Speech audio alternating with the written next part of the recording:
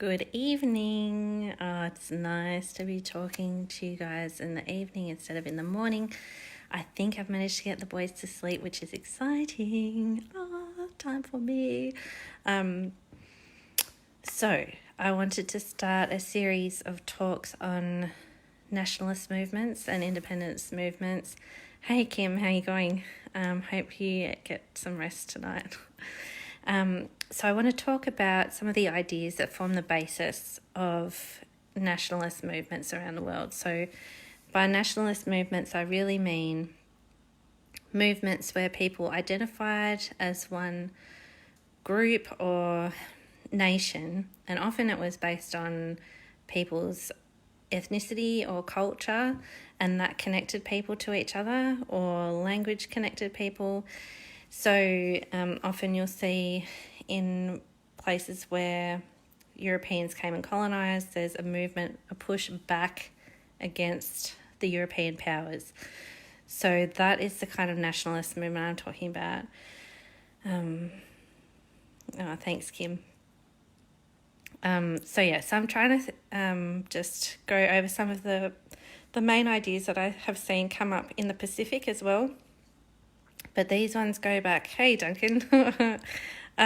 So there's a long history that I'm looking into, which is a global history, because these ideas circulated out of the US in particular and then spread into Africa, into the Pacific, and all through the world. And the main thinker I want to talk about is E B Du Bois, or Du Bois. I never know quite how to say his name, whether it's one way or the other. But the main ideas, hey Carly, the main ideas he had were around education and building an elite class of people who could lead and lift people out of wherever they were in the class structure and in the workforce. So he talked about having a talented tenth of the population, particularly African American population, who could lift people up and get them moving and enhance their economic standing and all that sort of thing. But most importantly, he was analysing the way in which race operated in the US and elsewhere. So he was really critical of it. And he said, I've picked out some of his top quotes because I think that kind of expresses it best. He said, the problem of the 20th century is the problem of the colour line.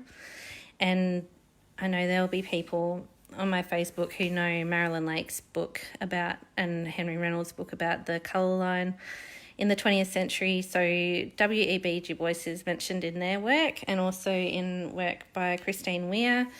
And a lot of people have recognised that his thinking was a benchmark for people to kind of understand how race was operating elsewhere. He looked at how class and race intersected too. He said, to be a poor man is hard, but to be a poor race in the land of dollars is the very bottom of hardships. So he could see how, yes, if you were white and poor, shit was hard, but if you were coloured and poor, it was just another level.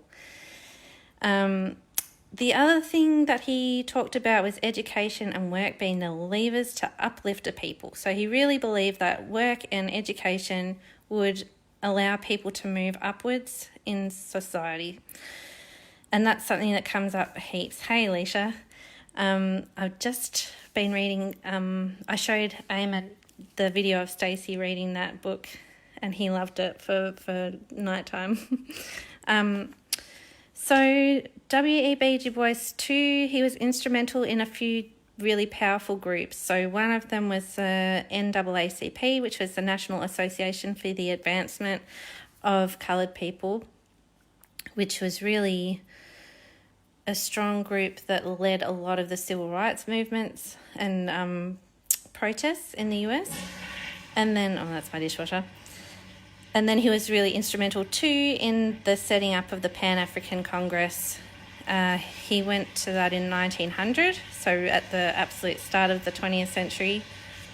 And he's interesting too because he became more radical as he got older. A lot of people get more mellow and chilled as they get older, but not E B Du Bois. So he became more radical, became more left-wing, and he lived until, I just read this, I think it's 1965. He died in Ghana, and he had been talking about Martin Luther King as an American Gandhi, but then he became really disillusioned with him because he felt that he wasn't giving enough attention to economics and economic uplift of people. So Martin Luther King was saying a lot of incredibly inspiring stuff, but not, in Du Bois's eyes, looking at the critical issues that would really bring practical change in people's lives. So that was almost what I wanted to talk about, because there's a lot of similarities between him and some of the leaders that you see in various nationalist movements. But I also wanted to say, like, he kept building those connections back to Africa. So he was in the South of America for a lot of the first part of the 20th century, and then he started going back to Africa much more. In 1923, he went to Liberia, where he believed his ancestors were from, and then he ended up getting invited to Ghana by Kwame Nkrumah, who was their first independent leader, to just live and get away from all the harassment he was facing in the US. So there's really strong links between him and Africa.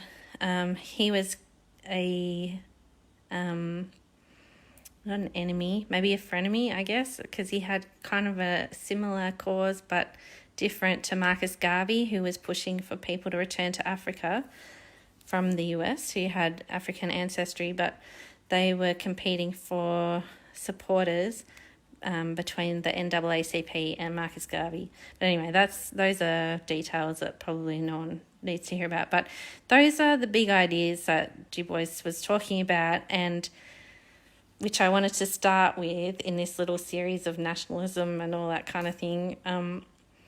It's so hard to tell with these things whether anyone's interested or anything like that. But these ideas get me so excited. And when I listen to them, like I've been rereading them today, I'm just like, yes, it's so right. It was so, these are kind of the hard realities of wherever the society is at, and then seeing people try and think through how to actually deal with them and make it better, or at least to resolve some of the issues and tensions that come out around them, is inspiring. So with that, I'll leave it there. It's a short snippet, but tomorrow, I know Terence, who's up in Papua New Guinea, has asked that I talk about the Bougainville independence movement and the Matungan Association.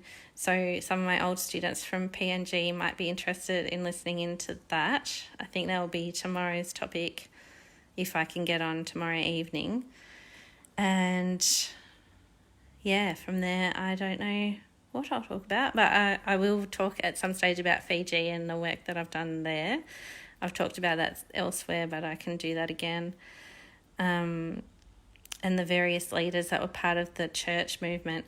That's what I was going to say too, is that a lot of these ideas were being discussed and taken up in the big international mission conferences. So the Christian churches were all talking about it, and there were often Indigenous leaders who would go to those meetings and be listening in to discussions about forming a national identity. Even though they were colonised, they were getting ideas about how to strengthen the connections between the Indigenous communities